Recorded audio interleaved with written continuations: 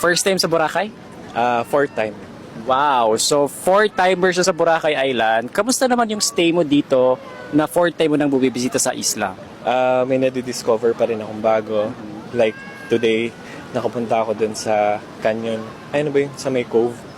Crystal Cove? Yeah, Crystal Cove. Ay, hindi ka pa nakapunta Hindi pa ako nakapunta nun before.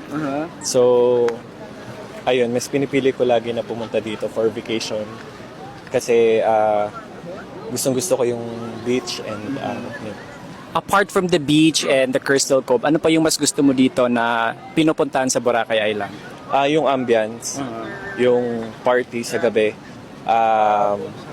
Sobrang lively kasi dito sa Boracay. Kaya, ayun, masaya ako na bumabalik-balik ako dito. Paano mo mai-recommend sa ating mga future turista yung Boracay Island? Sabihin ko ito yung best beach para sa akin dito sa Philippines. And ayun, I can also recommend din sa mga ka-work ko sa ibang bansa kasi nag-ano rin ako. Sa ibang bansa Nag-work ako sa ibang bansa.